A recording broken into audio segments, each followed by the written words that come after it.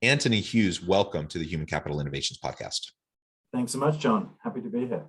It is a pleasure to be with you. You're in the Cleveland, Ohio area. I'm south of Salt Lake City in Utah. Today, we're going to be talking about specifically within the scope and thinking around recruitment within organizations in this tight labor market. We're going to be talking about how coding boot camps are helping companies meet the enormous demand for tech talent. There are many different industries, many different fields where there's a huge labor shortage. Any STEM field, for example, but if you zoom in even further and you talk more specifically within the tech industry about coding, huge gap in what is needed versus what is available and the available labor. And, organizations have traditionally looked towards universities to hire graduates for these types of positions. There's still a need for that. We still need people to get that kind of education, those certifications, but there are other options and approaches to getting the skills and the competencies necessary to be successful in the new world of work. And so that's what we're going to be exploring together today as we talk about coding bootcamps. As we get started, I wanted to share Anthony's bio with everybody. Anthony Hughes is the CEO and co-founder of Tech Elevator, a leading software training program designed to support the rapid acquisition of technology skills that can lead to meaningful careers in tech-related fields. Anthony previously served as the president of the Software Craftsmanship Guild, a coding bootcamp which was acquired by Learning House in April of 2015. And I could go on, but I'm going to pause there and give you a chance to share anything else about yourself, your background, your personal context that you would like to share with listeners, and then we'll launch on into the conversation. Yeah, so Anthony Hughes, delighted to be here. Just to extend a little bit on my bio, I'm an accidental entrepreneur. I've always been entrepreneurial in my life, but I'm leading this organization, Tech Elevator, and it's both a company I lead and a passion project that I have. And the reason that I'm in this space stemmed from a stint that I did in the world of economic development. As you can tell, this isn't a Cleveland accent. I'm a transplant to Cleveland.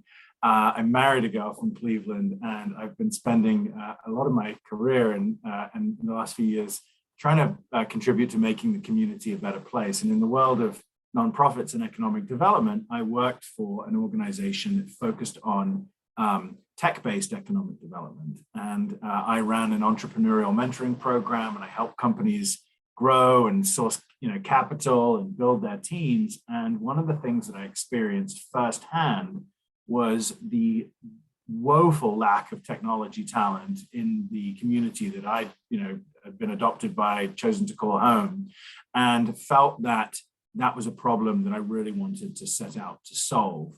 That we couldn't reimagine the Rust Belt economy of Cleveland, Ohio, if we didn't reimagine the labor force, and we didn't find a way to help more people acquire the digital skills that are in such high demand. The first part of my journey started at the Software Guild, and then I formed that passion, and then I launched Tech Elevator in 2015. And here we are today as a national organization, reskilling thousands of people for hundreds of companies around the country, and it's a privilege to do this work. And again, I'm delighted to be on this show with you, John. Thank you, and that's a really fascinating background, and I commend you for the good work that you're doing. Like you said, you just framed it in terms of reskilling, right? And in your community in particular, you saw a huge need. You wanted to try to meet that need. I think that's fantastic. We see similar things throughout the US, throughout the world, for this huge appetite for this skill set, and just not enough people getting degrees or certifications fast enough to be able to meet that need. And so this is where reskilling and upskilling efforts like this can really play an important role. And sometimes it happens within organizations. So organizations will look at their existing employee base and they'll say, hey, we need more skills in this and this and this area. Let's look at how we can provide reskilling opportunities. Other times, they do it in-house. Other times they reach out and they work with organizations like yours. Other times it's just individuals signing up for boot camps or getting, these other forms of training so that they're then able to apply for jobs that require a certain skill set. All the above, are important and play their part. And I'm curious if you can just lay out for me and my listeners some of the approaches that you take in partnering with organizations and in serving the broader labor force generally. Yeah, so when we started the company in Cleveland, Ohio, we really started just to solve a problem locally. And just to put that problem into context, there were 7,500 software developer positions advertised in the region that we were in at a time when the entirety of the four-year institutions in Northeast Ohio were producing 280 computer scientists a year. So, to frame that, that is a massive supply-demand mismatch, compounded by the fact that about half of those graduates were actually leaving the region to seek their fortune in historically more traditionally tech cities.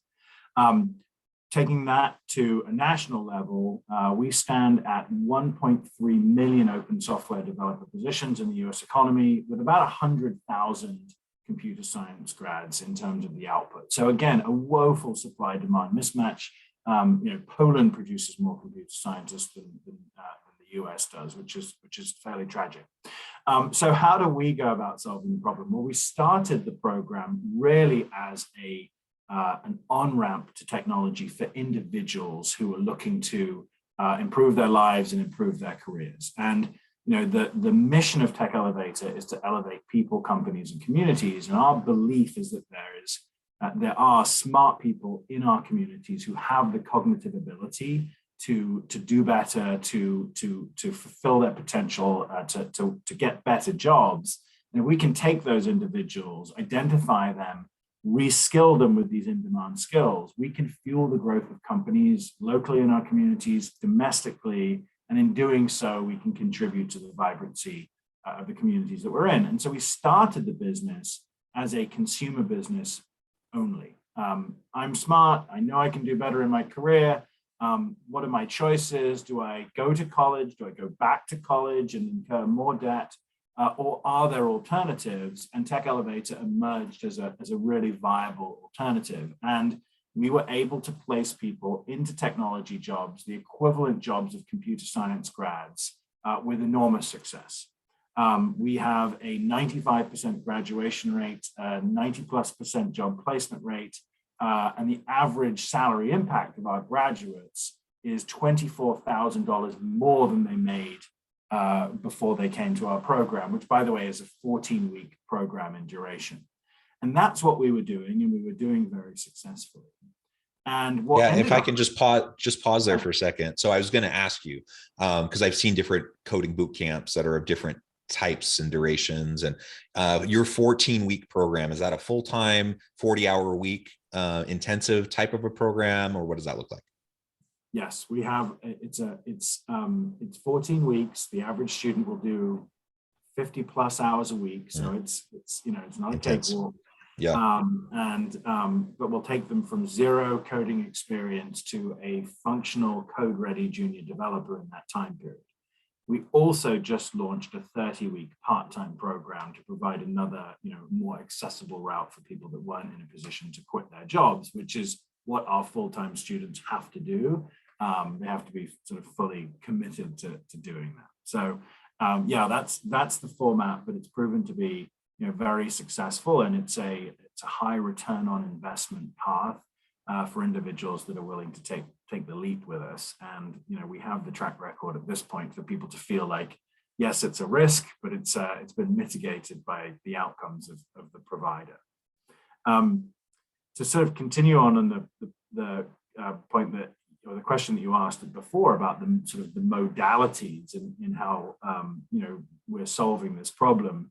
We originally set about simply to solve the problem on an individual basis. And in aggregate now, we're graduating north of 1,000 students a year and putting them into jobs in tech, and that's really exciting.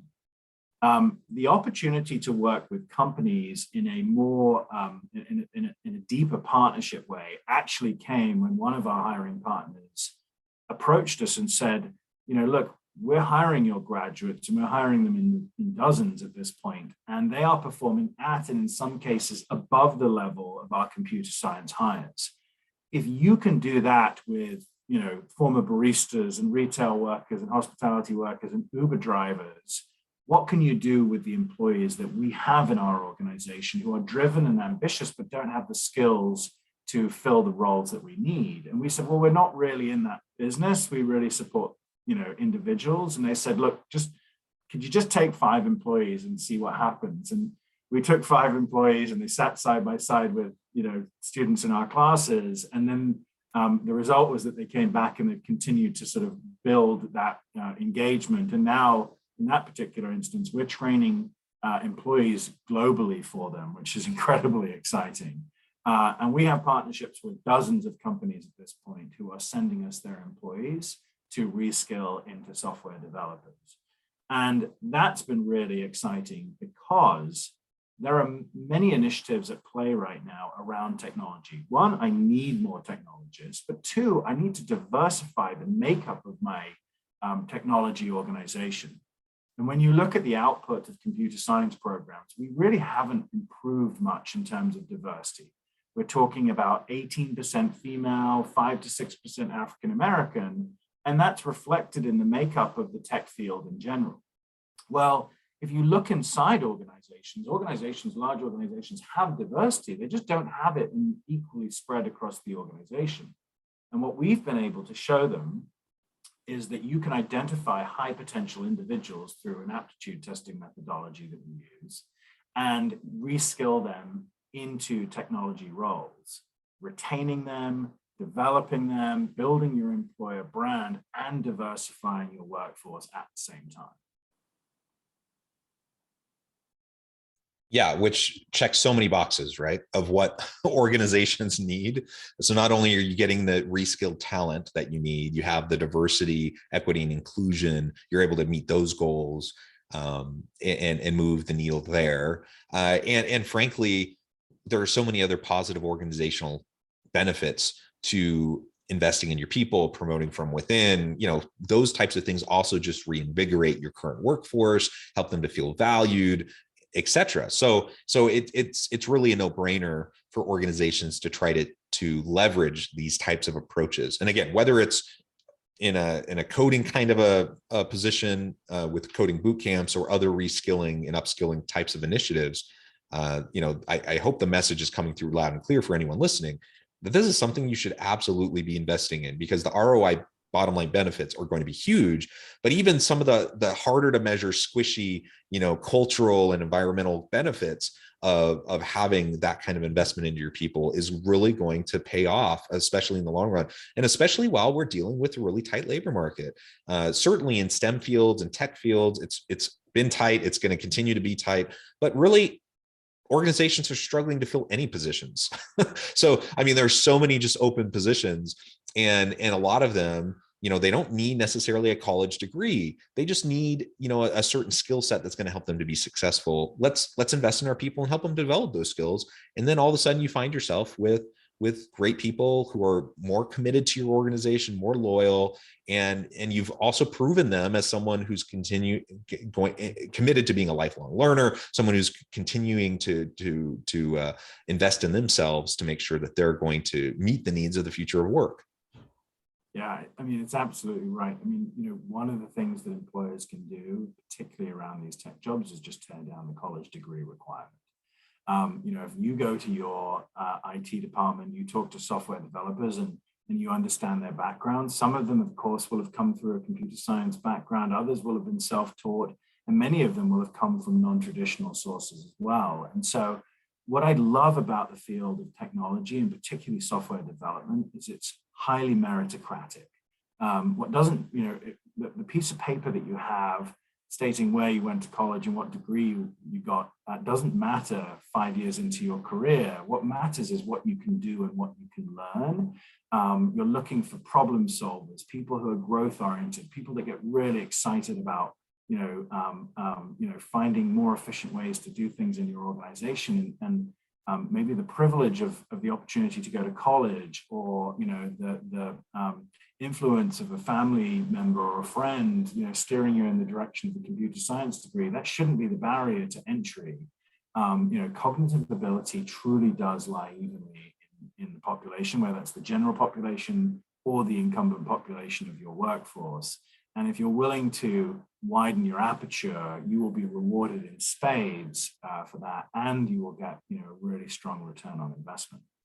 I want to make one other pitch for this, because I think that, if I'm an HR professional right now, the pain that I'm feeling is extreme. I mean, it was hard going through the pandemic, and then to pivot from the pandemic to, the great resignation and the amount of turnover that's taking place, 4 million people quitting their jobs on a monthly basis for the last 6 months, the loss of institutional knowledge is a really painful part of the experience for leaders in companies.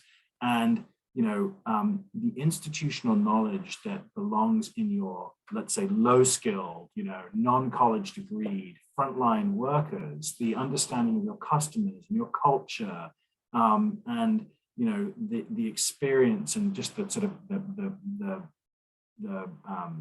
environment that you operate, those individuals can be elevated within your organization, and those individuals have experienced firsthand problems in your business that technology in turn can solve. And so, elevating those individuals is not just beneficial from a skill standpoint, but also from the retention and problem solving that comes with institutional knowledge as well. So I think there are a lot of really strong arguments for developing talent in turn.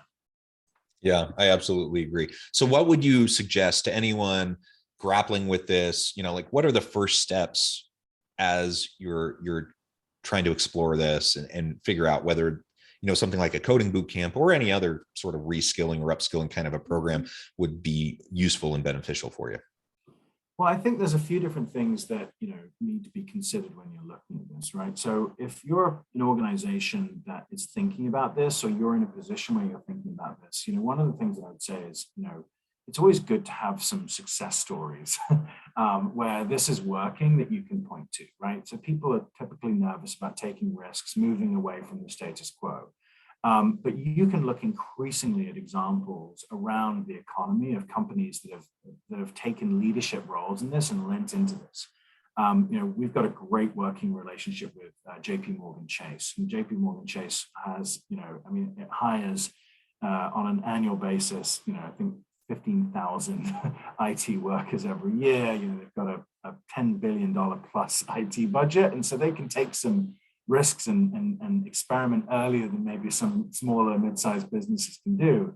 We work with them on a program called Tech Connect, where they're sourcing diverse talent from historically Black colleges and universities. They're identifying them, non-CS degrees, and then we're working with them to reskill those individuals into software developers, as well as finding individuals in their organization to do it.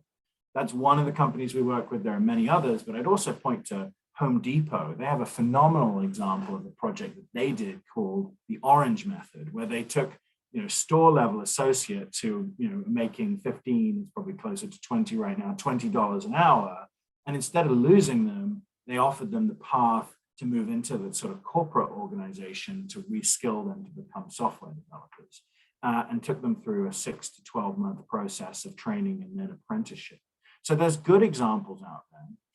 The other consideration is just around return on investment, right? Because in many ways, they've got these sort of fixed budgets, and you're looking at one budget for recruiting and then maybe another budget for talent development. But really, if you go higher and higher up the organization, it's just one big budget for the entire organization. So you've got to find a champion high enough up to understand that costs here can be mitigated by savings here, investments here can offset expenses here. And so, find your champion in the leadership suite of the organization so that you're not toiling in obscurity, that you're finding people that really get it and that want to solve problems, not just in the near term, because in the near term, we just hire more recruiters, we just pay more commission fees.